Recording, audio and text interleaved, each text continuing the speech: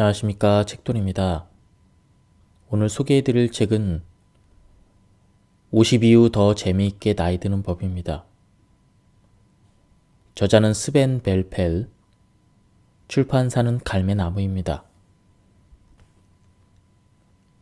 건강과 노화에 영향을 미치는 7가지 학문 연구와 사례들을 통해 건강하게 나이 드는 법을 충분히 배울 수 있다. 알고 보면 할 수 있는 것이 제법 많다. 이 책에서 건강과 노화 과정에 영향을 미치는 요소들을 차례로 짚어보고자 한다. 이런 요소들이 슬기로운 인생 후반을 위한 건강 공식의 기초를 이룰 것이다. 1. 마음가짐 2. 식사 3. 운동 4. 수면 5. 호흡 6. 이완과 휴식 7. 사회관계 이 7가지 요인이 노년의 건강과 행복을 좌우한다. 나는 이 책에서 건강과 노화 과정 간의 복합적인 관계를 파악하여 그로부터 건강하게 나이 드는 방법을 찾고자 한다. 또한 건강한 인생 후반전을 보내기 위한 지향점을 제시하고 할 수 있는 것과 해야 할 것을 능동적으로 발견할 수 있도록 돕고자 한다. 이미 눈치챘을지도 모르지만 건강에 대해서 말하자마자 건강한 상태와 병든 상태가 사실 그리 멀지 않다는 걸 느끼게 된다. 이 두 상태는 어느 정도 맞물려 있다. 건강한 상태와 병든 상태를 반대극으로 상정하고 우리가 계속해서 그 양극을 왔다 갔다 한다고 생각하면 건강은 역동적인 이미지로 다가오는데 우리는 이런 역동성을 이용할 수가 있다. 의료사회학자 아론 안토노프스키는 1980년대의 건강을 이런 관점으로 보는 가운데 살루토제네시스라는 개념을 창안했다. 그는 건강과 그것이 생겨나는 것에 주목했다. 살루토제네시스는 내가 이 책에서 소개하고자 하는 늙지 않는 공식의 토대를 이룬다. 간단히 말해 살루토제네시스는 질병이 아니라 건강에 초점을 맞춘 접근법이다. 즉, 질병에 대응하는 방법보다는 어떻게 하면 건강을 도모할 수 있는지를 먼저 따지는 것이다. 이런 관점에서 보면 건강과 질병은 신체 반응의 일부일 따름이다. 이런 접근 방법은 기존 의료의 접근 방식과 정확히 반대된다. 일반 의학에서는 건강과 건강의 재반 조건에 초점을 맞추기보다는 질병에 초점을 맞추고 질병이 무슨 원인으로 어떻게 발병하는지 그리고 어떻게 전개되는지에 주목하기 때문이다. 이미 설명했듯이 우리의 건강 상태는 최상과 절망이라는 양극단 사이에서 진동하는 역동적인 상태이다. 따라서 우리의 건강은 양극단으로 이루어진 연속체 안의 중간 어느 지점에서 움직이고 있다. 이런 생각이 상당히 낯설게 느껴질 수도 있다. 우리는 건강과 질병을 서로 먼 반대되는 상태로 보는데 익숙하기 때문이다. 그러나 이런 시각은 초점을 건강이 아니라 질병에 맞춘다. 질병의 발생, 질병의 치료, 그리고 질병의 예방만을 염두에 두는 것이다. 그러나 살루토제네시스에 따르면 모든 사람은 때로 더 아프고 때로 덜 아프다. 때로는 더 건강하고 때로는 덜 건강하다. 그리고 여기서 중요한 것은 건강이 어떻게 생겨나고 어떻게 하면 건강을 최대한 유지할 수 있는지 묻기보다는 어떻게 하면 저울추를 질병이 아닌 건강 쪽으로 더 옮길 수 있는지 묻는 것이다. 우리는 건강을 은행 계좌처럼 생각할 수 있다. 건강에 좋은 행동은 계좌에 돈을 입금하는 것으로, 건강에 해로운 행동은 계좌에서 돈을 인출하는 것으로 생각해보라. 따라서 어떤 방식으로 음식을 먹고 잠자고 호흡하고 쉬고 사회생활을 하느냐에 따라 계좌가 넉넉해질 수도 있고 빌 수도 있다. 행동하는 혹은 행동하지 않는 모든 것이 건강에 영향을 미친다. 건강은 결국 개별 요소의 합으로 이루어진다. 건강 계좌가 플러스 상태라면 조금 인출을 해도 신체가 금방 마이너스로 떨어지지 않고 조금쯤 여유를 누릴 수 있다. 신용도, 즉 평소에 얼마나 건강하게 사는가에 따라 한 번씩 약간 방만한 상태를 허락할 수도 있다. 그러므로 평소 건강 자산을 넉넉히 저축해 놓는 것이 중요하다. 매일 하는 작은 행동이 건강을 유지하는 데 기여할 수 있기 때문이다. 하루 사과 한 개면 의사가 필요 없다라는 속담은 전곡을 찌른다. 물론 말 그대로 하루 사과 한 개만으로 병원을 무용지물로 만들 수는 없겠지만 그럼에도 이 문장은 상당히 일리가 있다. 작은 행동, 즉 케이크냐 사과냐 하나하나가 추를 올바른 방향으로, 즉 건강한 방향으로 진동시키기 때문이다. 내가 쓴 책, 내 나이는 내가 결정한다 해서 내가 체감 나이라는 말로 표현한 자아상 역시 건강에 상당한 영향을 미친다. 즉, 자신이 늙었다고 생각하는 사람은 그렇게 느낄 뿐 아니라 그로 말미암아 실제로도 늙는 것이다. 엘렌 랑거는 실험 기간 동안 나이든 참가자들을 젊음을 영상시키는 분위기에서 시간을 보내게 하며 더 젊어진 것처럼 행동하도록 했다. 그렇게 얼마간을 보내자 참가자들이 주관적으로 더 젊어졌다고 느꼈을 뿐 아니라 걷기 자세가 개선되고 걸음도 더 빨라지는 등 실제 건강 상태도 긍정적으로 변한 것으로 나타났다. 우리 주변에서도 어느 정도 나이가 들었으니 관절염 등 작은 불편은 감수해야 한다고 생각하는 사람들보다 그것들을 당연하게 생각하지 않고 적극적으로 개선하려는 사람들이 좀 더 젊게 사는 것을 볼 수 있다. 노화와 건강은 밀접한 연관이 있다. 많은 질병은 비로소 나이가 들어서야 발병하거나 증상이 두드러지게 나타난다. 그러므로 노화를 막아주는 모든 것은 건강에 긍정적인 영향을 끼치고 심신의 편안함에 기여한다고 하겠다. 신체는 왜 늙어갈까? 그것은 신체의 물질이 새로이 형성되거나 재생되는 메커니즘을 보면 알 수 있다. 우리의 체세포는 세포 분열을 통해 탄생한다.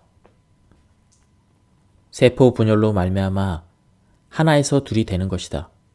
세포 분열은 신생아 시기와 성장기에 특히나 빠르게 일어난다. 하지만 나이가 들어가면서 이런 과정이 느려져 새로운 세포들이 그렇게 빠르게 형성되지 않는다. 세월이 흐르면서 젊을 적의 탄력을 잃고 주름이 부쩍 눈에 띄게 드러나는 피부에서 이런 사정을 특히 잘 느낄 수 있다. 세포 분열 속도가 느려지는 것이 문제의 전부는 아니다. 세포 분열은 상당히 복잡한 과정이라 이 과정에서 오류도 곧잘 빚어진다. 그러나 성공적인 세포 분열을 통해 분화된 다음에는 더는 분열하지 않는 세포들도 있다. 무엇보다 신경세포와 근육세포가 그렇다. 이들 세포는 제한된 정도로만 새로워진다. 하지만 고령에도 뇌 속의 신경세포가 새로 생겨날 수 있다. 해마에서 일어나는 신경 발생이 대표적인 예이다. 그래서 우리의 정신 건강은 고령에도 유연성을 간직하는 것이다.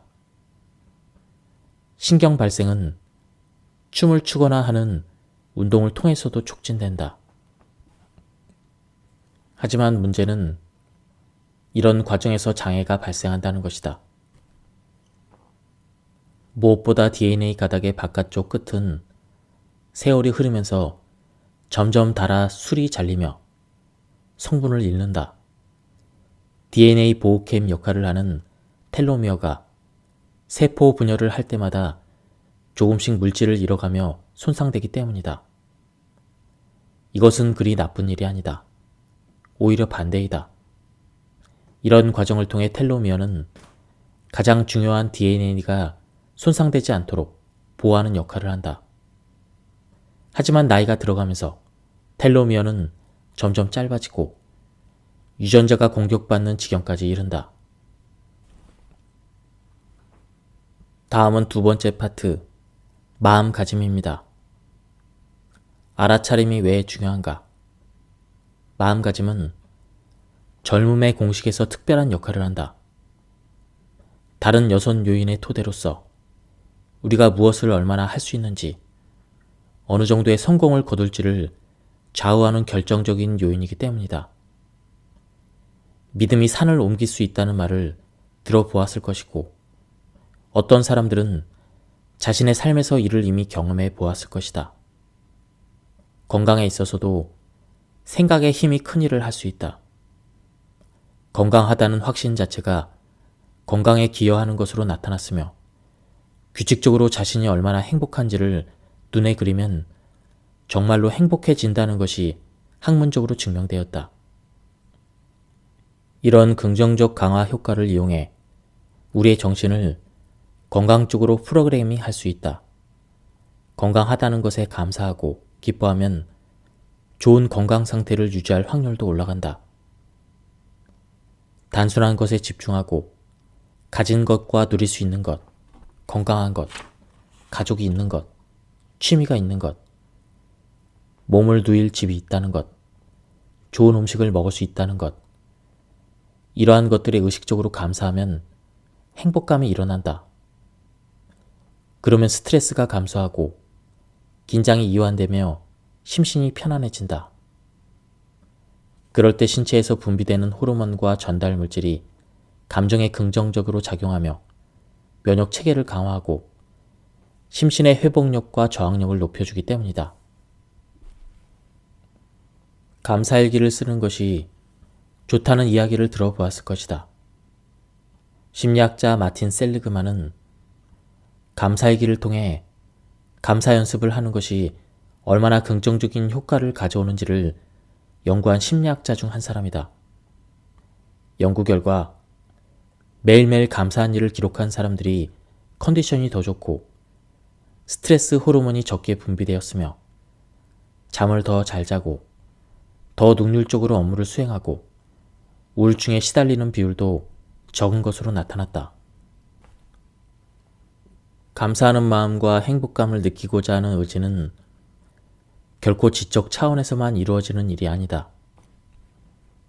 감정적 차원에서도 진행되며 신체에도 영향을 미친다. 플라시보 효과와 같은 맥락이다. 위약을 복용한 실험 참가자들은 그냥 더 좋아질 것이라고 믿었을 뿐인데도 실제로 정말 좋아진다. 약을 복용하고 좋아질 거라고 믿으면 뇌에서 진짜 약을 복용한 것과 같은 효과를 내는 물질이 분비되기 때문이다. 건강한 것에 감사하고 행복해하는 경우에도 비슷한 메커니즘이 작동한다. 뇌에서 화학물질이 합성되어 진짜로 아픈 것이 낫고 컨디션이 좋아진다.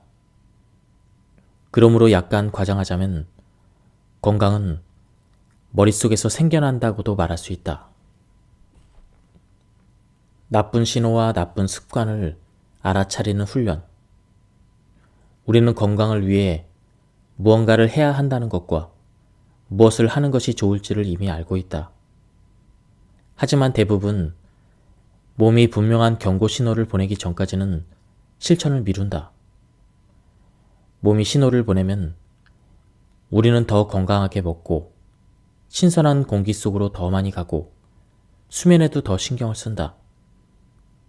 그러나 이런 노력은 종종 몸이 다시 회복될 때까지만 이어진다. 몸 상태가 다시 좋아지고 그렇게 되면 다시 예전에 그다지 바람직하지 않은 생활로 돌아가는 경우가 많다. 그러나 자신의 상태에 늘 관심을 갖고 건강에 좋은 루틴을 만들어 둘 필요가 있다. 치료보다는 예방이 좋으니까 말이다. 언제 어떤 행동을 할 필요가 있는지를 조기에 알아챈다면 훨씬 효율적일 것이다. 그렇게 하려면 몸이 보내는 신호를 적절히 읽는 법을 배워야 한다. 신체가 별 무리 없이 돌아가서 특별한 불편이 없을 때 건강에 주의를 기울이는 것은 도전이다. 이를 위해서는 의식을 내부에 집중시키는 법부터 배워야 하기 때문이다. 다행히 이런 가능성을 의식하는 사람들이 점점 많아지고 있다. 마음 챙김 내지 알아차림 테크닉이 꽤나 호응을 얻고 있다는 것을 보면 알 수 있다. 그런데 알아차림이라는 건 대체 무엇일까? 알아차림은 잡념에 빠지거나 지각한 것을 판단하지 않고 환경, 신체, 감정을 주의 깊고 분명하게 인지하는 정신 상태를 말한다. 알아차림은 질병 예방에 아주 중요한 요소로서 부작용을 걱정하지 않아도 되는 몇 안 되는 행위 중 하나이다.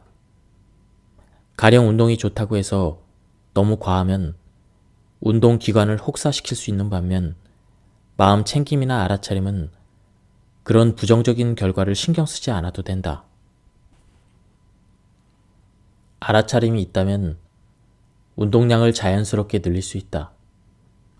가령 몸이 찌푸둥할 때 한층 위에 근무하는 동료에게 전화를 거는 대신 계단을 올라가 직접 용건을 전달할 수도 있는 것이다. 또 주의 깊게 자신을 관찰함으로써 자신이 잘못된 움직임이나 자세를 취하고 있음을 깨닫고 그것을 즉각 수정할 수도 있다.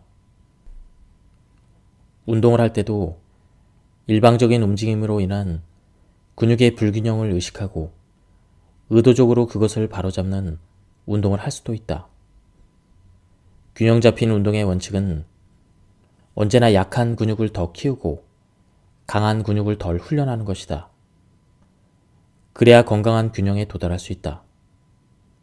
의식하는 태도는 건강의 모든 측면에 중요하다. 변화의 출발점이 되기 때문이다. 태도의 변화는 행동으로 이어진다. 이것은 동양의 전통적인 사고와 통한다. 건강을 위해 부지런히 뭔가를 해야 된다는 생각이 들지도 모르겠지만 중요한 점은 무엇을 하든 휴식을 충분히 하며 리듬을 타야 한다. 물론 건강에 도움이 되는 지식을 습득하여 행동에 옮겨야 한다. 하지만 그와 마찬가지로 중요한 일을 의식하는 상태로 있는 것, 자신과 자신의 신체를 주의 깊게 대하는 것, 신체의 신호를 지각하고 해석하는 것, 멈춤과 휴식에 더 많은 시간을 할애하는 것, 긍정적이고 평온한 태도로 살아가는 것, 이런 자세를 통해 늘 행동하고 성취해야 된다는 압박, 모든 것을 제대로 해야 된다는 그러한 생각에서 벗어날 수가 있다. 우리의 신체는 자신의 상태가 어떠한지, 무엇이 필요한지를 생각보다 자주 우리에게 이야기해준다. 다만 우리가 신체의 소리를 무시하거나 다른 것에 더 주의를 기울여 왔을 따름이다. 다른 것들이 더 우리 주의를 끌기 때문이다. 가슴에 손을 얹고 생각해보자. 목이 바짝바짝 타들어갈 때야 비로소 물을 마신 적이 얼마나 많았는가. 계속 눈이 감기는데도 텔레비전 앞에 버티고 앉아있던 적이 얼마나 많았던가. 자신에게 잘해주고 신체에 다시금 귀를 기울이는 습관을 들여보자. 보장컨대 신체는 당신에게 고마워할 것이다. 이 일의 가장 좋은 점은 들이는 노력에 비해서 효과가 크다는 것이다. 무엇보다 이런저런 실용서를 읽을 필요가 없다. 명상법이나 마음챙김 혹은 알아차림 강의를 들을 필요도 없다. 일단은 하루를 보내면서 중간중간 자신의 신체에 귀를 기울이며 필요한 것을 느끼는 것으로 충분하다. 내가 목이 마른가? 배가 고픈가? 기지개를 좀 켜고 싶은가? 심호흡을 하고 싶은가? 지금 있는 정신없는 곳에서 물러나 잠시 고요를 누리고 싶은가? 누군가와 이야기를 나누고 싶은가? 이처럼 몸이 보내는 신호에 집중하면 늙지 않는 공식의 모든 요인에 주의를 기울일 수 있다. 우리는 종종 의식하지 못하지만 우리가 어떤 사람들이나 집단, 상황이나 사정을 어떻게 평가하는지에 따라 그들에 대한 우리의 반응도 달라진다. 의식이 행동에 영향을 미치는 것이다. 이런 인식을 유익하게 활용할 수 있다. 심리학은 이런 맥락에서 자기 충족 예언을 이야기한다. 쉽게 말해 긍정적이든 부정적인 일이든 어떤 일이 일어날 거라고 기대하면 정말로 그 일이 일어날 확률이 높아진다는 것이다. 가령 내가 강의를 하러 가면서 잘 해낼 거라고 생각하면 잘 해낼 확률이 높아진다. 반면 내가 틀림없이 버벅거릴 거라는 생각으로 단상에 오르면 정말로 긴장이 더 심해지고 맥락을 잃어버릴 가능성이 더 커진다. 이것은 늙지 않는 공식과 관련한 우리의 마음가짐에도 그대로 적용할 수 있다. 플라시보 효과의 예에서 언급했듯 우리의 생각은 신체에 영향을 미친다. 다음은 네 번째로 운동에 대한 부분입니다. 심장은 우리 몸의 중심 펌프로서 혈액을 순환시키며 생명을 유지시킨다. 심장은 힘든 정도에 따라, 즉 필요에 따라 혈액이 때로는 빠르게, 때로는 느리게 온몸을 통과하게끔 펌프질한다. 보통 심장이 일하는 것은 잘 느껴지지 않고 완전히 우리 의지와 무관하게 일어난다. 따라서 가능하면 심장이 일하기 좋은 조건을 마련해 주는 것이 급선무이다. 신체의 다른 모든 근육과 마찬가지로 심장 근육 역시 훈련해 주는 것이 좋다. 예전에는 장기간 지구력 운동을 해주는 것이 심장 건강에 가장 좋다는 의견이 지배적이었다. 하지만 최근 그보다 심장의 다양한 부하를 가하는 것이 심장 근육의 건강에 더 좋다는 사실이 알려졌다. 즉, 가급적 다양한 종류의 운동을 해주는 편이 좋은 쪽으로 나타난 것이다. 기본적으로 좋지 않은 단 한 가지 행동은 바로 움직이지 않는 것이다. 이유는 단순하다. 훈련시키지 않는 모든 것은 위축된다. 심혈관계, 림프계, 근육과 운동기관, 그 밖의 면역계 모두가 마찬가지다. 심혈관계의 정확한 기능은 무엇일까? 혈관은 전신에 뻗어 있으며 혈액은 심장에서 출발하여 멀어졌다가 다시 심장으로 돌아오는 순환을 거듭한다. 심장에서 멀어질수록 혈관은 가늘어진다. 혈관은 각각의 체세포에 산소와 영양소를 공급하기 위한 수송로 역할을 한다. 혈관이 없으면 체세포는 살 수 없고 따라서 우리도 살 수 없다. 아울러 돌아오는 길에 혈액은 신진대사산물과 노폐물을 다시 실어 나른다. 운동을 제법 해주었을 때 발동되는 또 다른 반응이 있다. 무시할 수 없는 반응인데도 대부분이 그 긍정적인 효과를 잘 의식하지 못하는 반응, 바로 체온 상승이다. 체온 상승은 우리가 힘을 쓰고 그에 따른 에너지 대사가 이루어지는 것으로 말미암은 신체의 정상적인 반응이다. 운동으로 심부 체온이 올라가면 체온은 우리가 아파서 열이 날 때와 같은 영역으로 빠르게 올라간다. 이런 상태는 몸에 이롭다. 몸이 아플 때 병균과 싸우기 위한 면역작용에 동반 현상으로 일어나던 일이 이제 건강한 상태에서 신체 활동으로 말미암은 체온 상승을 통해 일어나기 때문이다. 이러한 운동을 통해 체온이 상승하면 바이러스, 박테리아 등이 억제될 수가 있다. 한편 이미 감염이 일어나서 열을 내며 싸우는 상황이라면 운동을 멈추는 게 좋다. 추가적인 노고로 말미암아 신체가 더 쇠약해져서 질병에 오히려 더 취약해진다. 내적인 게으름을 극복하고 운동을 하고 나면 대부분의 경우 몸이 훨씬 생기가 돌 것이다. 좀 더 자주, 좀 더 여러 모양으로 움직여줄수록 운동기관, 신진대사, 심혈관계에 더 좋은 일을 하는 것이다. 그 이상으로 자신의 몸에 잘해주고 싶다면 하루에 한 번, 잠깐이라도 땀이 나도록 움직여주라. 운동을 하든, 잔디를 깎든, 계단을 오르든, 축구를 하든, 무슨 활동으로 땀을 내든 무방하다. 하루에 한 번 땀을 내주라니 쉽지 않다 싶겠지만 대부분의 경우 일상생활만 해서는 사실 운동량이 부족하다. 그러니 가만히 졸기보다는 어떻게든 한 발짝이라도 더 움직이는 것이 신체의 활력을 더할 수 있다는 점을 명심하라. 쓰레기를 버리기 위해 3층에서 걸어서 계단을 내려와도 좋고, 장을 볼 때 차를 가져가는 대신 배낭을 메고 걸어서 마트에 다녀오는 것도 좋다. 엘리베이터 대신 계단을 이용해도 좋다. 속도를 좀 높여서 약간 운동하는 느낌으로 다니면 운동을 하지 않아도 되는 것은 아니지만 건강 계좌에 한 푼이라도 더 플러스가 될 것이다. 티끌모아 태산이라는 속담처럼 말이다. 그래도 운동은 싫어라고 생각하는 사람에게 조금쯤 부담을 경감시켜주기 위해 말하자면 그냥 기본적으로 어떤 움직임이든 집에서 퍼질러 앉아있는 것보다는 낫다고 생각해라. 꼭 하루에 10,000보를 걸을 필요는 없다.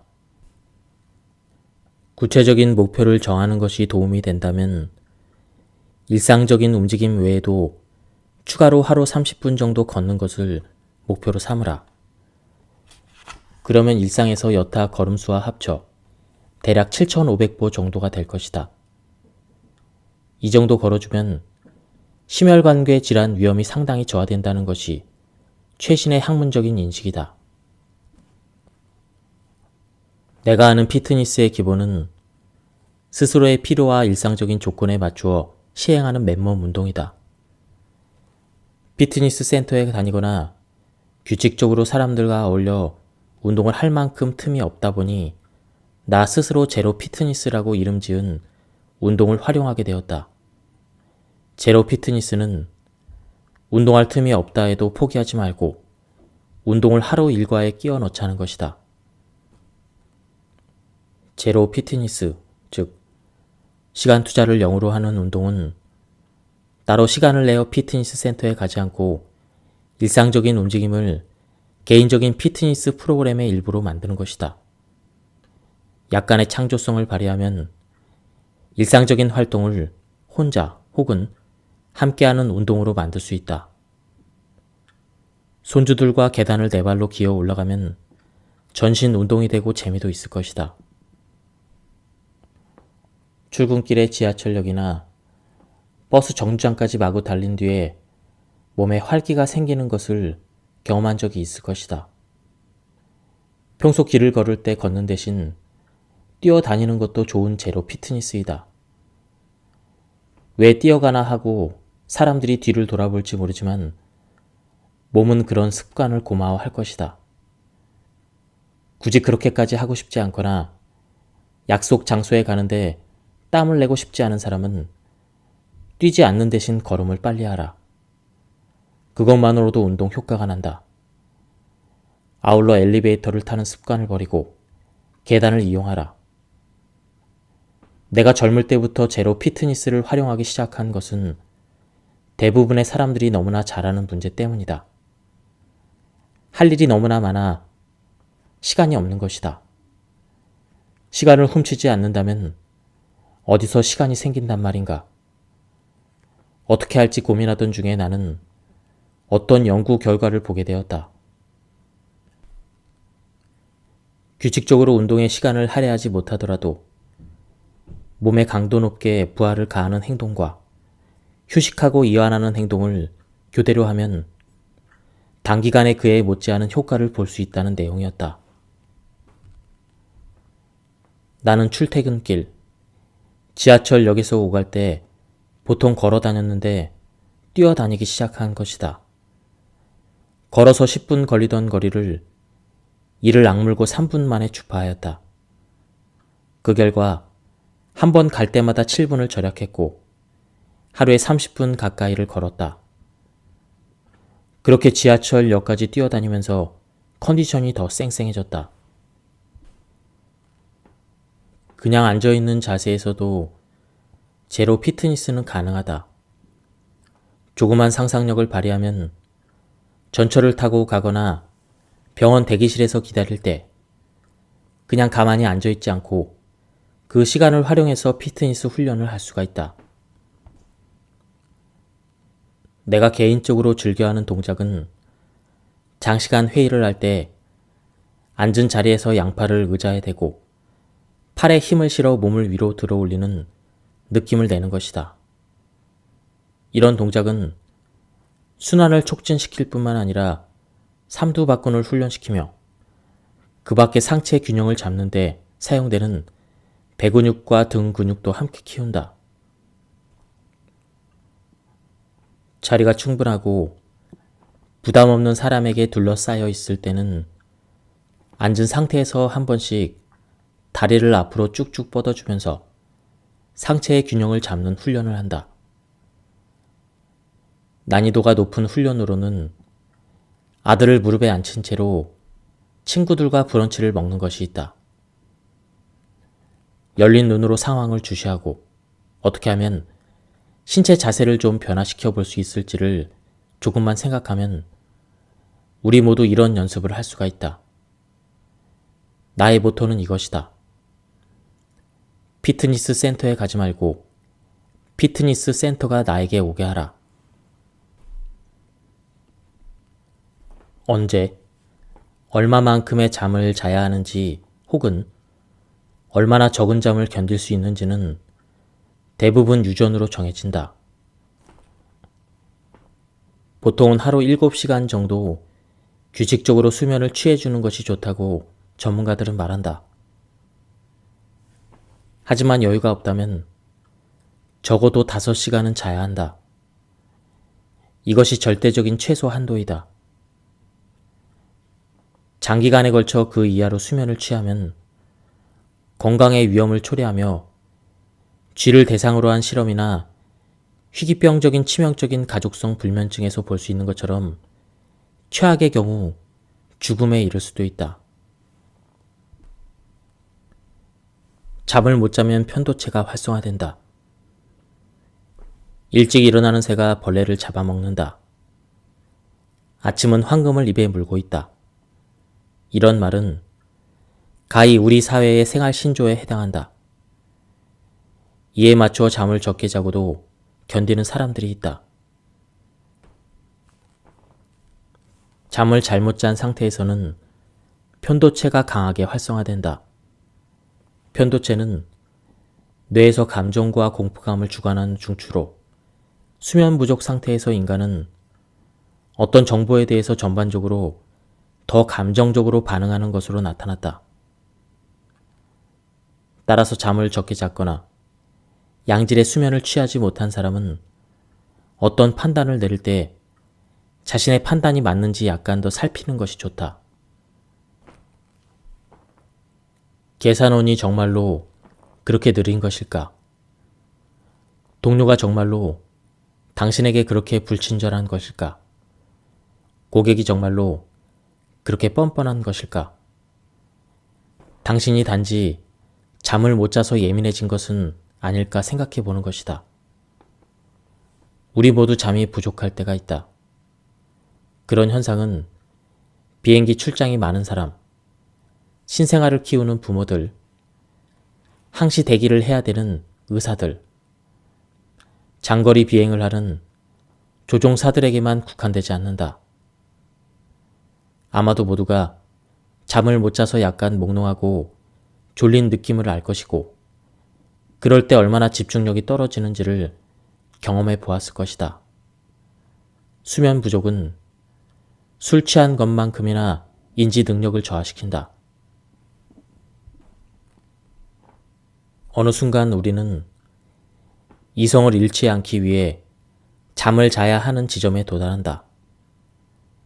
그리고 주중에 많은 일정을 소화하는 사람들은 주말에 밀린 잠을 보충한다. 정말로 주말에 잠을 많이 자야 피로가 풀리기에 그렇게 하는 사람도 많지만, 이런 행동에는 주중에 쌓인 수면 부족으로 말미암은 리스크를 좀 상쇄해 보고자 하는 희망도 들어있다. 좋은 소식은 원칙적으로 그런 상쇄가 가능하다는 것이다. 먼저 한 가지 짚고 넘어가자면, 월요일부터 금요일까지 5시간 미만의 수면을 취한다고 답한 응답자 중에서 통계적인 기대 수명에 도달하기 전에 사망한 빈도수가 높았다. 이것은 학문적으로 기대되던 결과와 일치했다. 하지만 이 연구에서 좀 특이할 만한 것은 주중에 수면이 좀 부족했더라도 주말에 잠을 많이 잔 사람들은 사망률이 더 높지 않았다는 것이다. 이는 주중에 못 잔 잠을 주말에 만회할 수 있음을 암시하는 결과이다. 유명한 요가 수행자 사드구루는 몇 가지 규칙만 지키면 우리 모두 지금보다 훨씬 더 잠을 적게 자도 무리 없이 지낼 수 있다고 강조한다. 양질의 건강한 음식을 먹되 소식을 할 것, 요가와 명상을 통해 심신을 돌볼 것, 밤잠을 자는 시간과 환경을 최적화해서 수면의 질을 전반적으로 개선하는 것 등이 그가 제시하는 규칙이다. 어떤 음식을 먹고 얼마나 운동을 하고 어떤 마음가짐으로 살아가는가, 이 모든 것이 우리의 수면 필요량을 좌우한다. 나아가 잘 잤다는 혹은 잘못 잤다는 확신이 우리의 일반적인 컨디션뿐만 아니라 인지 능력에도 영향을 미치는 것으로 나타났다. 다음은 스트레스에 관한 내용입니다.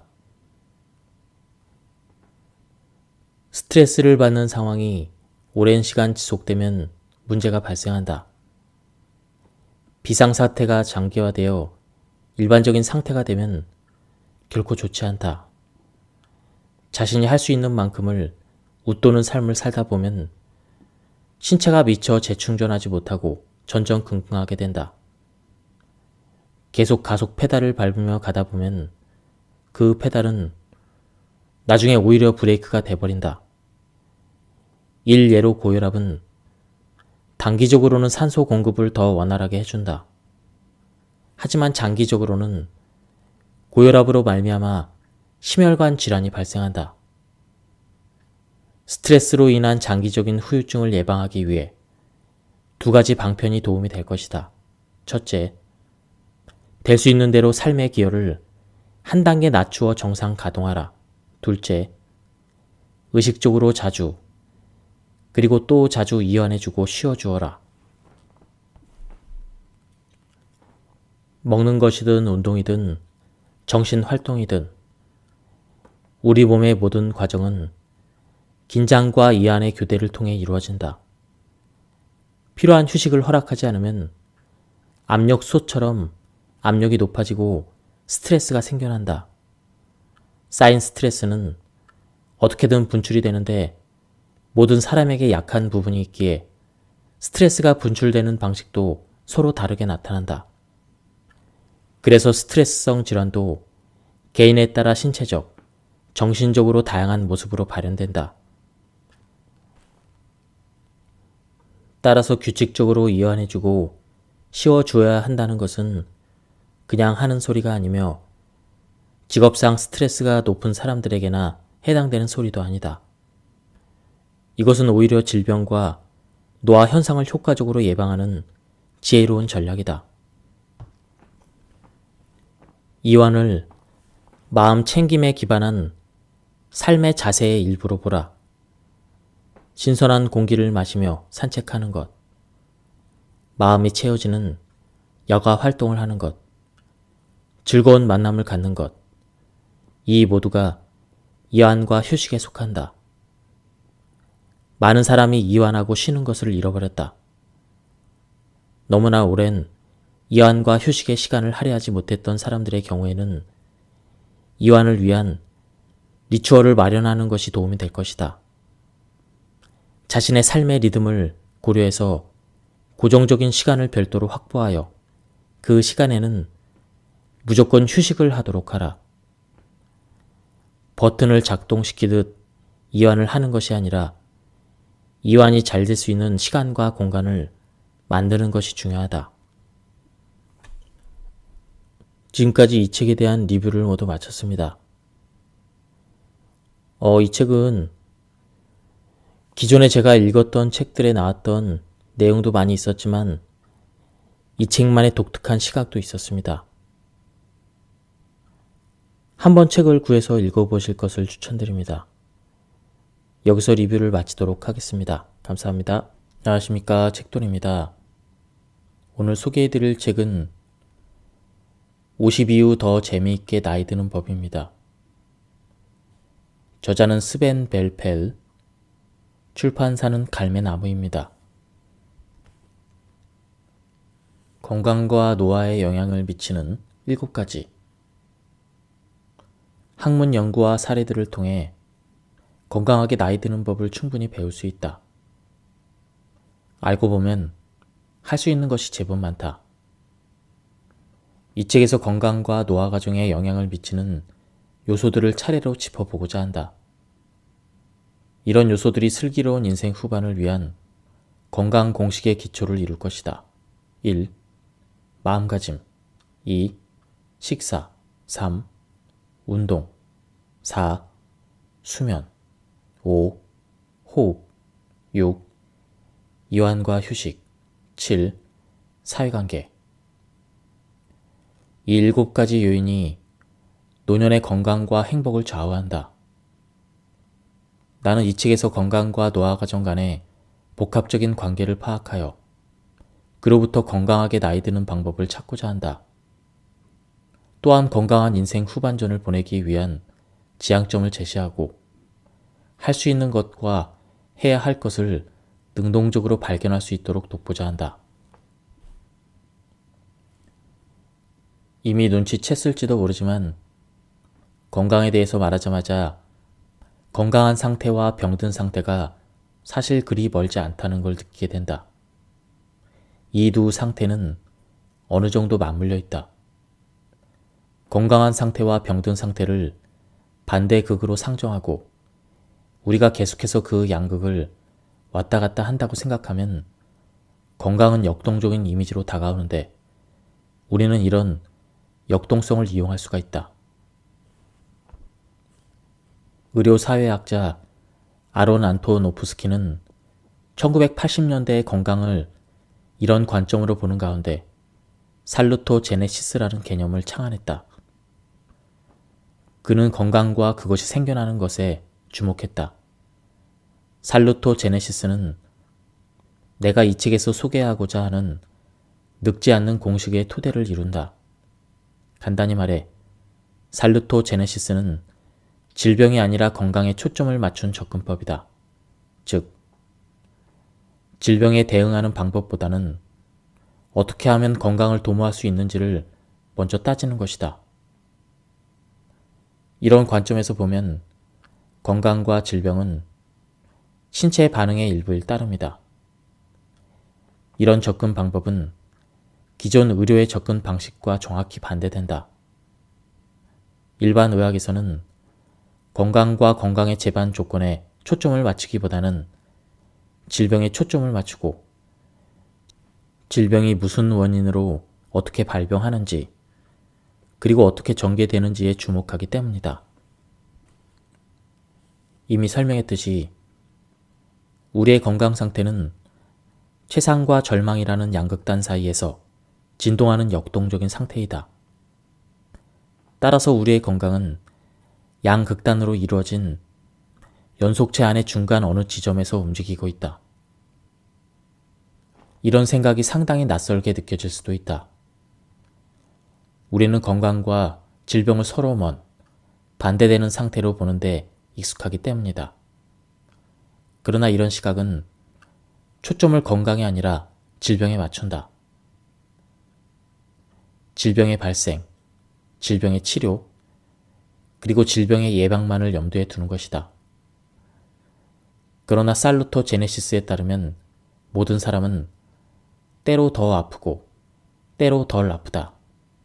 때로는 더 건강하고 때로는 덜 건강하다.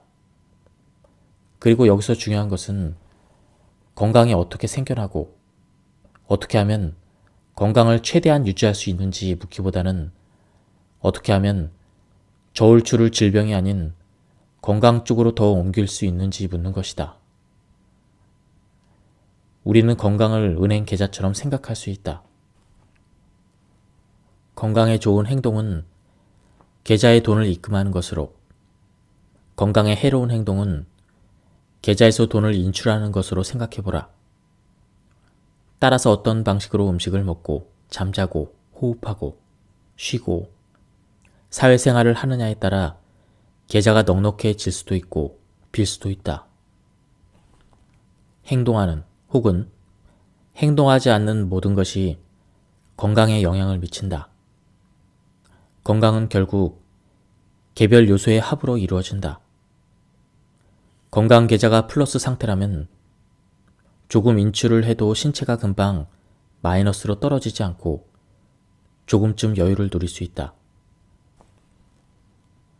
신용도, 즉 평소에 얼마나 건강하게 사는가에 따라 한 번씩 약간 방만한 상태를 허락할 수도 있다. 그러므로 평소 건강 자산을 넉넉히 저축해 놓는 것이 중요하다. 매일 하는 작은 행동이 건강을 유지하는 데 기여할 수 있기 때문이다. 하루 사과 한 개면 의사가 필요 없다라는 속담은 전곡을 찌른다. 물론 말 그대로 하루 사과 한 개만으로 병원을 무용지물로 만들 수는 없겠지만 그럼에도 이 문장은 상당히 일리가 있다. 작은 행동, 즉 케이크냐 사과냐 하나하나가 추를 올바른 방향으로, 즉 건강한 방향으로 진동시키기 때문이다. 내가 쓴 책, 내 나이는 내가 결정한다 해서 내가 체감 나이라는 말로 표현한 자아상 역시 건강에 상당한 영향을 미친다. 즉, 자신이 늙었다고 생각하는 사람은 그렇게 느낄 뿐 아니라 그로 말미암아 실제로도 늙는 것이다. 엘렌 랑거는 실험 기간 동안 나이든 참가자들을 젊음을 영상시키는 분위기에서 시간을 보내게 하며 더 젊어진 것처럼 행동하도록 했다. 그렇게 얼마간을 보내자 참가자들이 주관적으로 더 젊어졌다고 느꼈을 뿐 아니라 걷기 자세가 개선되고 걸음도 더 빨라지는 등 실제 건강 상태도 긍정적으로 변한 것으로 나타났다. 우리 주변에서도 어느 정도 나이가 들었으니 관절염 등 작은 불편은 감수해야 한다고 생각하는 사람들보다 그것들을 당연하게 생각하지 않고 적극적으로 개선하려는 사람들이 좀 더 젊게 사는 것을 볼 수 있다. 노화와 건강은 밀접한 연관이 있다. 많은 질병은 비로소 나이가 들어서야 발병하거나 증상이 두드러지게 나타난다. 그러므로 노화를 막아주는 모든 것은 건강에 긍정적인 영향을 끼치고 심신의 편안함에 기여한다고 하겠다. 신체는 왜 늙어갈까? 그것은 신체의 물질이 새로이 형성되거나 재생되는 메커니즘을 보면 알 수 있다. 우리의 체세포는 세포 분열을 통해 탄생한다. 세포 분열로 말미암아 하나에서 둘이 되는 것이다. 세포 분열은 신생아 시기와 성장기에 특히나 빠르게 일어난다. 하지만 나이가 들어가면서 이런 과정이 느려져 새로운 세포들이 그렇게 빠르게 형성되지 않는다. 세월이 흐르면서 젊을 적의 탄력을 잃고 주름이 부쩍 눈에 띄게 드러나는 피부에서 이런 사정을 특히 잘 느낄 수 있다. 세포 분열 속도가 느려지는 것이 문제의 전부는 아니다. 세포 분열은 상당히 복잡한 과정이라 이 과정에서 오류도 곧잘 빚어진다. 그러나 성공적인 세포 분열을 통해 분화된 다음에는 더는 분열하지 않는 세포들도 있다. 무엇보다 신경세포와 근육세포가 그렇다. 이들 세포는 제한된 정도로만 새로워진다. 하지만 고령에도 뇌 속에 신경세포가 새로 생겨날 수 있다. 해마에서 일어나는 신경 발생이 대표적인 예이다. 그래서 우리의 정신 건강은 고령에도 유연성을 간직하는 것이다. 신경 발생은 춤을 추거나 하는 운동을 통해서도 촉진된다. 하지만 문제는 이런 과정에서 장애가 발생한다는 것이다. 무엇보다 DNA 가닥의 바깥쪽 끝은 세월이 흐르면서 점점 닳아 술이 잘리며 성분을 잃는다.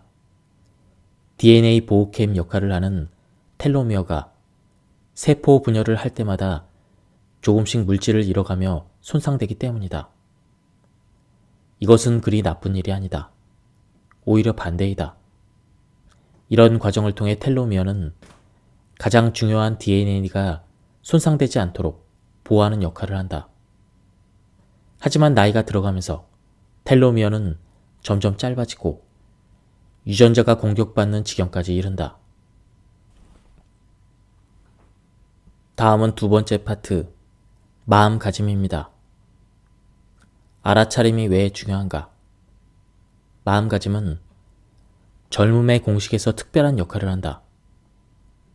다른 여섯 요인의 토대로서 우리가 무엇을 얼마나 할 수 있는지, 어느 정도의 성공을 거둘지를 좌우하는 결정적인 요인이기 때문이다. 믿음이 산을 옮길 수 있다는 말을 들어보았을 것이고, 어떤 사람들은 자신의 삶에서 이를 이미 경험해 보았을 것이다. 건강에 있어서도 생각의 힘이 큰 일을 할 수 있다. 건강하다는 확신 자체가 건강에 기여하는 것으로 나타났으며, 규칙적으로 자신이 얼마나 행복한지를 눈에 그리면 정말로 행복해진다는 것이 학문적으로 증명되었다. 이런 긍정적 강화 효과를 이용해 우리의 정신을 건강 쪽으로 프로그래밍 할 수 있다. 건강하다는 것에 감사하고 기뻐하면 좋은 건강 상태를 유지할 확률도 올라간다. 단순한 것에 집중하고 가진 것과 누릴 수 있는 것, 건강한 것, 가족이 있는 것, 취미가 있는 것, 몸을 누일 집이 있다는 것, 좋은 음식을 먹을 수 있다는 것, 이러한 것들에 의식적으로 감사하면 행복감이 일어난다. 그러면 스트레스가 감소하고 긴장이 이완되며 심신이 편안해진다. 그럴 때 신체에서 분비되는 호르몬과 전달 물질이 감정에 긍정적으로 작용하며 면역 체계를 강화하고 심신의 회복력과 저항력을 높여주기 때문이다. 감사일기를 쓰는 것이 좋다는 이야기를 들어보았을 것이다. 심리학자 마틴 셀리그만은 감사일기를 통해 감사 연습을 하는 것이 얼마나 긍정적인 효과를 가져오는지를 연구한 심리학자 중 한 사람이다. 연구 결과 매일매일 감사한 일을 기록한 사람들이 컨디션이 더 좋고 스트레스 호르몬이 적게 분비되었으며 잠을 더 잘 자고 더 능률적으로 업무를 수행하고 우울증에 시달리는 비율도 적은 것으로 나타났다. 감사하는 마음과 행복감을 느끼고자 하는 의지는 결코 지적 차원에서만 이루어지는 일이 아니다. 감정적 차원에서도 진행되며 신체에도 영향을 미친다. 플라시보 효과와 같은 맥락이다. 위약을 복용한 실험 참가자들은 그냥 더 좋아질 것이라고 믿었을 뿐인데도 실제로 정말 좋아진다. 약을 복용하고 좋아질 거라고 믿으면 뇌에서 진짜 약을 복용한 것과 같은 효과를 내는 물질이 분비되기 때문이다. 건강한 것에 감사하고 행복해하는 경우에도 비슷한 메커니즘이 작동한다.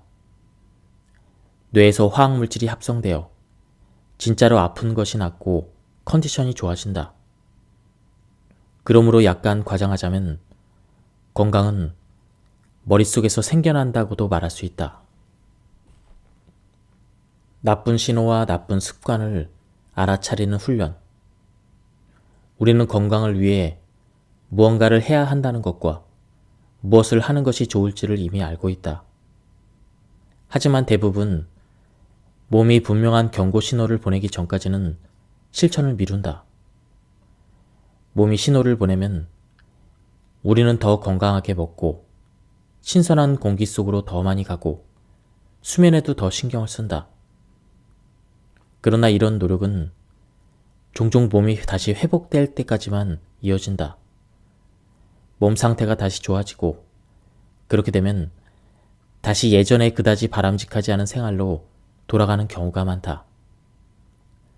그러나 자신의 상태에 늘 관심을 갖고 건강에 좋은 루틴을 만들어 둘 필요가 있다. 치료보다는 예방이 좋으니까 말이다. 언제 어떤 행동을 할 필요가 있는지를 조기에 알아챈다면 훨씬 효율적일 것이다. 그렇게 하려면 몸이 보내는 신호를 적절히 읽는 법을 배워야 한다. 신체가 별 무리 없이 돌아가서 특별한 불편이 없을 때 건강에 주의를 기울이는 것은 도전이다. 이를 위해서는 의식을 내부에 집중시키는 법부터 배워야 하기 때문이다. 다행히 이런 가능성을 의식하는 사람들이 점점 많아지고 있다. 마음 챙김 내지 알아차림 테크닉이 꽤나 호응을 얻고 있다는 것을 보면 알 수 있다. 그런데 알아차림이라는 건 대체 무엇일까? 알아차림은 잡념에 빠지거나 지각한 것을 판단하지 않고 환경, 신체, 감정을 주의 깊고 분명하게 인지하는 정신 상태를 말한다. 알아차림은 질병 예방에 아주 중요한 요소로서 부작용을 걱정하지 않아도 되는 몇 안 되는 행위 중 하나이다. 가령 운동이 좋다고 해서 너무 과하면 운동기관을 혹사시킬 수 있는 반면 마음 챙김이나 알아차림은 그런 부정적인 결과를 신경 쓰지 않아도 된다. 알아차림이 있다면 운동량을 자연스럽게 늘릴 수 있다. 가령 몸이 찌뿌둥할 때 한층 위에 근무하는 동료에게 전화를 거는 대신 계단을 올라가 직접 용건을 전달할 수도 있는 것이다. 또 주의 깊게 자신을 관찰함으로써 자신이 잘못된 움직임이나 자세를 취하고 있음을 깨닫고 그것을 즉각 수정할 수도 있다. 운동을 할 때도 일방적인 움직임으로 인한 근육의 불균형을 의식하고 의도적으로 그것을 바로잡는 운동을 할 수도 있다. 균형 잡힌 운동의 원칙은 언제나 약한 근육을 더 키우고 강한 근육을 덜 훈련하는 것이다. 그래야 건강한 균형에 도달할 수 있다. 의식하는 태도는 건강의 모든 측면에 중요하다. 변화의 출발점이 되기 때문이다. 태도의 변화는 행동으로 이어진다. 이것은 동양의 전통적인 사고와 통한다. 건강을 위해 부지런히 뭔가를 해야 된다는 생각이 들지도 모르겠지만 중요한 점은 무엇을 하든 휴식을 충분히 하며 리듬을 타야 한다. 물론 건강에 도움이 되는 지식을 습득하여 행동에 옮겨야 한다. 하지만 그와 마찬가지로 중요한 일을 의식하는 상태로 있는 것, 자신과 자신의 신체를 주의 깊게 대하는 것, 신체의 신호를 지각하고 해석하는 것, 멈춤과 휴식에 더 많은 시간을 할애하는 것, 긍정적이고 평온한 태도로 살아가는 것. 이런 자세를 통해 늘 행동하고 성취해야 된다는 압박, 모든 것을 제대로 해야 된다는 그러한 생각에서 벗어날 수가 있다. 우리의 신체는 자신의 상태가 어떠한지, 무엇이 필요한지를 생각보다 자주 우리에게 이야기해준다. 다만 우리가 신체의 소리를 무시하거나 다른 것에 더 주의를 기울여 왔을 따름이다. 다른 것들이 더 우리 주의를 끌기 때문이다. 가슴에 손을 얹고 생각해보자. 목이 바짝바짝 타들어갈 때야 비로소 물을 마신 적이 얼마나 많았는가. 계속 눈이 감기는데도 텔레비전 앞에 버티고 앉아있던 적이 얼마나 많았던가. 자신에게 잘해주고 신체에 다시금 귀를 기울이는 습관을 들여보자. 보장컨대 신체는 당신에게 고마워할 것이다. 이 일의 가장 좋은 점은 들이는 노력에 비해서 효과가 크다는 것이다. 무엇보다 이런저런 실용서를 읽을 필요가 없다. 명상법이나 마음챙김 혹은 알아차림 강의를 들을 필요도 없다. 일단은 하루를 보내면서 중간중간 자신의 신체의 귀를 기울이며 필요한 것을 느끼는 것으로 충분하다. 내가 목이 마른가? 배가 고픈가? 기지개를 좀 켜고 싶은가? 심호흡을 하고 싶은가? 지금 있는 정신없는 곳에서 물러나 잠시 고요를 누리고 싶은가? 누군가와 이야기를 나누고 싶은가? 이처럼 몸이 보내는 신호에 집중하면 늙지 않는 공식의 모든 요인에 주의를 기울일 수 있다. 우리는 종종 의식하지 못하지만 우리가 어떤 사람들이나 집단, 상황이나 사정을 어떻게 평가하는지에 따라 그들에 대한 우리의 반응도 달라진다. 의식이 행동에 영향을 미치는 것이다. 이런 인식을 유익하게 활용할 수 있다. 심리학은 이런 맥락에서 자기 충족 예언을 이야기한다. 쉽게 말해 긍정적이든 부정적인 일이든 어떤 일이 일어날 거라고 기대하면 정말로 그 일이 일어날 확률이 높아진다는 것이다. 가령 내가 강의를 하러 가면서 잘 해낼 거라고 생각하면 잘 해낼 확률이 높아진다. 반면 내가 틀림없이 버벅거릴 거라는 생각으로 단상에 오르면 정말로 긴장이 더 심해지고 맥락을 잃어버릴 가능성이 더 커진다. 이것은 늙지 않는 공식과 관련한 우리의 마음가짐에도 그대로 적용할 수 있다. 플라시보 효과에 예에서 언급했듯 우리의 생각은 신체에 영향을 미친다. 다음은 네 번째로 운동에 대한 부분입니다. 심장은 우리 몸의 중심 펌프로서 혈액을 순환시키며 생명을 유지시킨다. 심장은 힘든 정도에 따라, 즉 필요에 따라 혈액이 때로는 빠르게, 때로는 느리게 온몸을 통과하게끔 펌프질한다. 보통 심장이 일하는 것은 잘 느껴지지 않고 완전히 우리 의지와 무관하게 일어난다. 따라서 가능하면 심장이 일하기 좋은 조건을 마련해 주는 것이 급선무이다. 신체의 다른 모든 근육과 마찬가지로 심장 근육 역시 훈련해 주는 것이 좋다.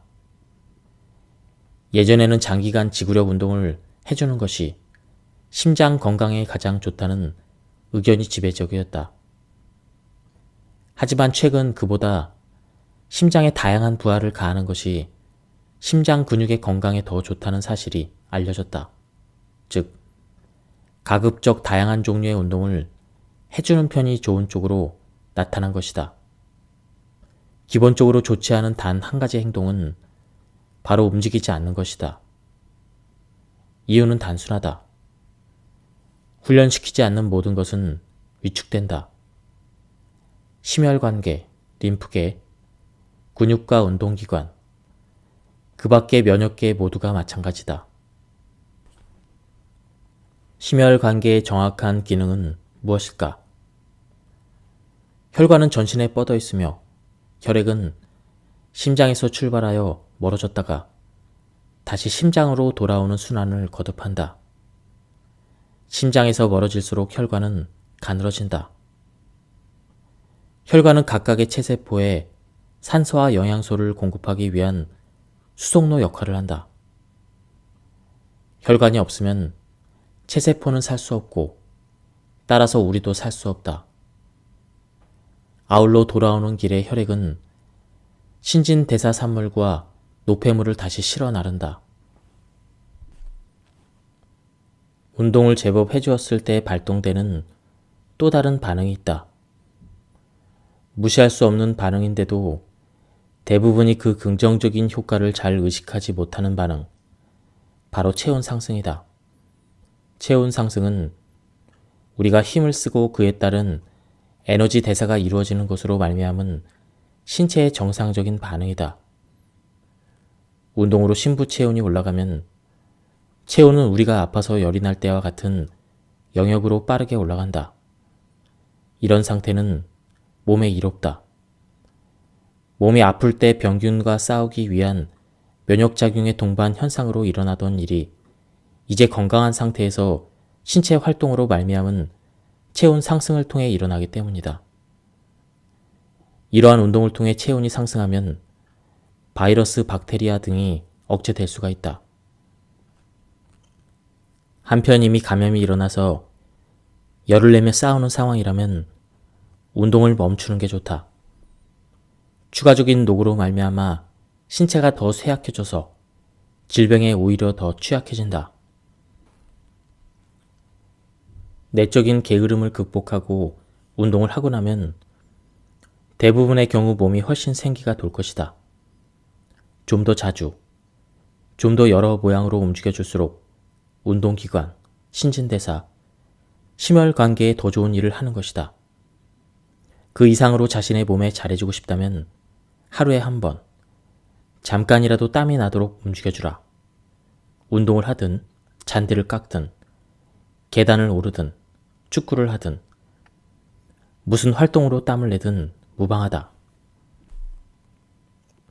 하루에 한 번 땀을 내주라니 쉽지 않다 싶겠지만 대부분의 경우 일상생활만 해서는 사실 운동량이 부족하다. 그러니 가만히 졸기보다는 어떻게든 한 발짝이라도 더 움직이는 것이 신체에 활력을 더할 수 있다는 점을 명심하라. 쓰레기를 버리기 위해 3층에서 걸어서 계단을 내려와도 좋고, 장을 볼 때 차를 가져가는 대신 배낭을 메고 걸어서 마트에 다녀오는 것도 좋다. 엘리베이터 대신 계단을 이용해도 좋다. 속도를 좀 높여서 약간 운동하는 느낌으로 다니면 운동을 하지 않아도 되는 것은 아니지만 건강 계좌에 한 푼이라도 더 플러스가 될 것이다. 티끌모아 태산이라는 속담처럼 말이다. 그래도 운동은 싫어라고 생각하는 사람에게 조금쯤 부담을 경감시켜주기 위해 말하자면 그냥 기본적으로 어떤 움직임이든 집에서 퍼질러 앉아있는 것보다는 낫다고 생각해라. 꼭 하루에 10,000보를 걸을 필요는 없다.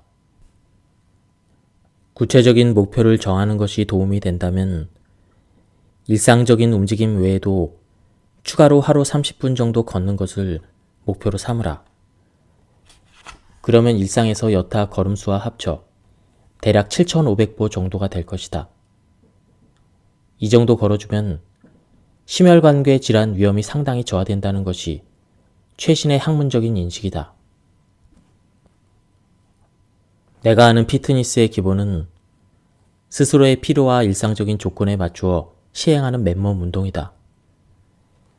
피트니스 센터에 다니거나 규칙적으로 사람들과 어울려 운동을 할 만큼 틈이 없다 보니 나 스스로 제로 피트니스라고 이름 지은 운동을 활용하게 되었다. 제로 피트니스는 운동할 틈이 없다 해도 포기하지 말고 운동을 하루 일과에 끼워 넣자는 것이다.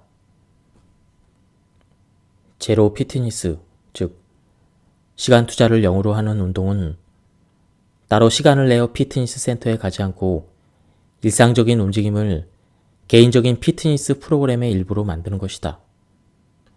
약간의 창조성을 발휘하면 일상적인 활동을 혼자 혹은 함께하는 운동으로 만들 수 있다.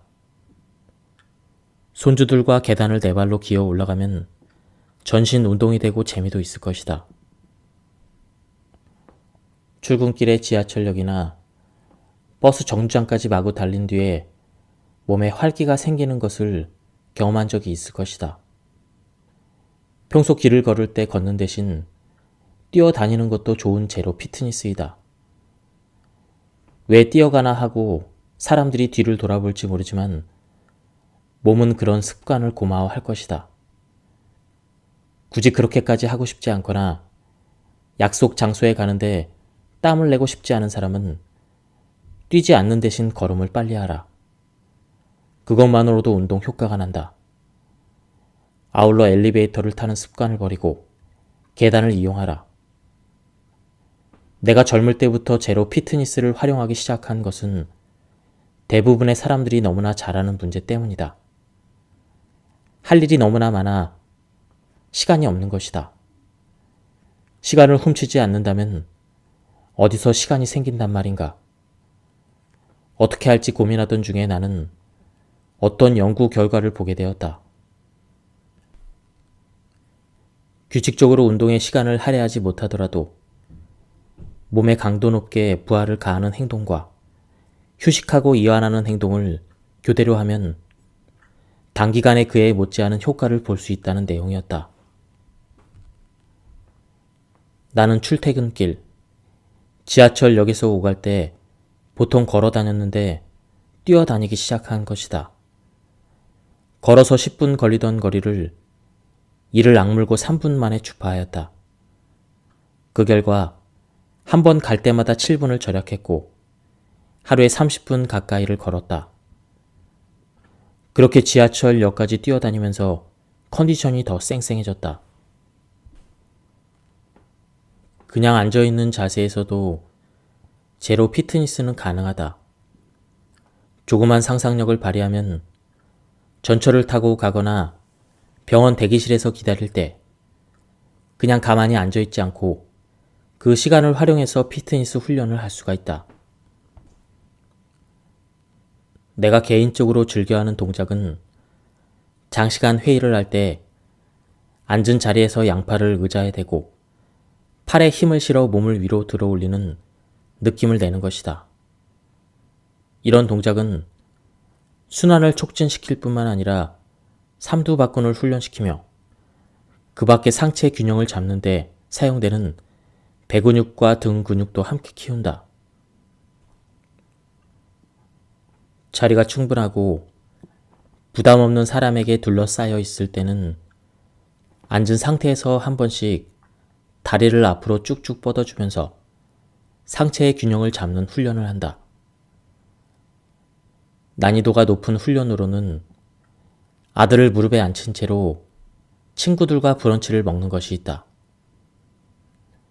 열린 눈으로 상황을 주시하고 어떻게 하면 신체 자세를 좀 변화시켜 볼 수 있을지를 조금만 생각하면 우리 모두 이런 연습을 할 수가 있다.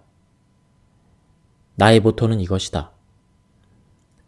피트니스 센터에 가지 말고 피트니스 센터가 나에게 오게 하라.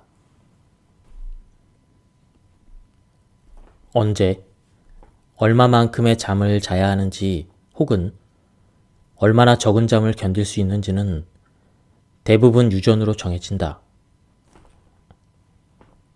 보통은 하루 7시간 정도 규칙적으로 수면을 취해주는 것이 좋다고 전문가들은 말한다.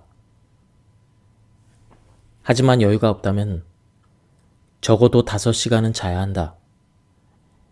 이것이 절대적인 최소 한도이다. 장기간에 걸쳐 그 이하로 수면을 취하면 건강에 위험을 초래하며 쥐를 대상으로 한 실험이나 희귀병적인 치명적인 가족성 불면증에서 볼 수 있는 것처럼 최악의 경우 죽음에 이를 수도 있다.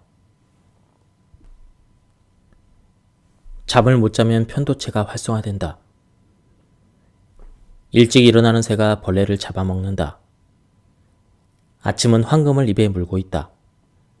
이런 말은 가히 우리 사회의 생활 신조에 해당한다. 이에 맞춰 잠을 적게 자고도 견디는 사람들이 있다. 잠을 잘못 잔 상태에서는 편도체가 강하게 활성화된다. 편도체는 뇌에서 감정과 공포감을 주관하는 중추로 수면 부족 상태에서 인간은 어떤 정보에 대해서 전반적으로 더 감정적으로 반응하는 것으로 나타났다. 따라서 잠을 적게 잤거나 양질의 수면을 취하지 못한 사람은 어떤 판단을 내릴 때 자신의 판단이 맞는지 약간 더 살피는 것이 좋다. 계산원이 정말로 그렇게 느린 것일까? 동료가 정말로 당신에게 그렇게 불친절한 것일까? 고객이 정말로 그렇게 뻔뻔한 것일까? 당신이 단지 잠을 못 자서 예민해진 것은 아닐까 생각해 보는 것이다. 우리 모두 잠이 부족할 때가 있다. 그런 현상은 비행기 출장이 많은 사람, 신생아를 키우는 부모들, 항시 대기를 해야 되는 의사들, 장거리 비행을 하는 조종사들에게만 국한되지 않는다. 아마도 모두가 잠을 못 자서 약간 몽롱하고 졸린 느낌을 알 것이고, 그럴 때 얼마나 집중력이 떨어지는지를 경험해 보았을 것이다. 수면 부족은 술 취한 것만큼이나 인지 능력을 저하시킨다. 어느 순간 우리는 이성을 잃지 않기 위해 잠을 자야 하는 지점에 도달한다. 그리고 주중에 많은 일정을 소화하는 사람들은 주말에 밀린 잠을 보충한다. 정말로 주말에 잠을 많이 자야 피로가 풀리기에 그렇게 하는 사람도 많지만, 이런 행동에는 주중에 쌓인 수면 부족으로 말미암은 리스크를 좀 상쇄해 보고자 하는 희망도 들어있다. 좋은 소식은 원칙적으로 그런 상쇄가 가능하다는 것이다. 먼저 한 가지 짚고 넘어가자면, 월요일부터 금요일까지 5시간 미만의 수면을 취한다고 답한 응답자 중에서 통계적인 기대 수명에 도달하기 전에 사망한 빈도수가 높았다. 이것은 학문적으로 기대되던 결과와 일치했다. 하지만 이 연구에서 좀 특이할 만한 것은 주중에 수면이 좀 부족했더라도 주말에 잠을 많이 잔 사람들은 사망률이 더 높지 않았다는 것이다. 이는 주중에 못 잔 잠을 주말에 만회할 수 있음을 암시하는 결과이다. 유명한 요가 수행자 사드구루는 몇 가지 규칙만 지키면 우리 모두 지금보다 훨씬 더 잠을 적게 자도 무리 없이 지낼 수 있다고 강조한다. 양질의 건강한 음식을 먹되 소식을 할 것, 요가와 명상을 통해 심신을 돌볼 것, 밤잠을 자는 시간과 환경을 최적화해서 수면의 질을 전반적으로 개선하는 것 등이 그가 제시하는 규칙이다. 어떤 음식을 먹고 얼마나 운동을 하고 어떤 마음가짐으로 살아가는가, 이 모든 것이 우리의 수면 필요량을 좌우한다. 나아가 잘 잤다는 혹은 잘못 잤다는 확신이 우리의 일반적인 컨디션뿐만 아니라 인지 능력에도 영향을 미치는 것으로 나타났다. 다음은 스트레스에 관한 내용입니다. 스트레스를 받는 상황이 오랜 시간 지속되면 문제가 발생한다. 비상사태가 장기화되어 일반적인 상태가 되면 결코 좋지 않다. 자신이 할 수 있는 만큼을 웃도는 삶을 살다 보면 신체가 미처 재충전하지 못하고 전전긍긍하게 된다. 계속 가속 페달을 밟으며 가다 보면 그 페달은 나중에 오히려 브레이크가 돼버린다. 일예로 고혈압은 단기적으로는 산소 공급을 더 원활하게 해준다. 하지만 장기적으로는 고혈압으로 말미암아 심혈관 질환이 발생한다. 스트레스로 인한 장기적인 후유증을 예방하기 위해 두 가지 방편이 도움이 될 것이다. 첫째, 될 수 있는 대로 삶의 기여를 한 단계 낮추어 정상 가동하라. 둘째, 의식적으로 자주, 그리고 또 자주 이완해주고 쉬어주어라. 먹는 것이든 운동이든 정신활동이든 우리 몸의 모든 과정은 긴장과 이완의 교대를 통해 이루어진다. 필요한 휴식을 허락하지 않으면 압력솥처럼 압력이 높아지고 스트레스가 생겨난다. 쌓인 스트레스는 어떻게든 분출이 되는데 모든 사람에게 약한 부분이 있기에 스트레스가 분출되는 방식도 서로 다르게 나타난다. 그래서 스트레스성 질환도 개인에 따라 신체적, 정신적으로 다양한 모습으로 발현된다. 따라서 규칙적으로 이완해주고 쉬어줘야 한다는 것은 그냥 하는 소리가 아니며 직업상 스트레스가 높은 사람들에게나 해당되는 소리도 아니다. 이것은 오히려 질병과 노화 현상을 효과적으로 예방하는 지혜로운 전략이다. 이완을 마음 챙김에 기반한 삶의 자세의 일부로 보라. 신선한 공기를 마시며 산책하는 것, 마음이 채워지는 여가 활동을 하는 것, 즐거운 만남을 갖는 것, 이 모두가 이완과 휴식에 속한다. 많은 사람이 이완하고 쉬는 것을 잃어버렸다. 너무나 오랜 이완과 휴식의 시간을 할애하지 못했던 사람들의 경우에는 이완을 위한 리추얼을 마련하는 것이 도움이 될 것이다. 자신의 삶의 리듬을 고려해서 고정적인 시간을 별도로 확보하여 그 시간에는 무조건 휴식을 하도록 하라.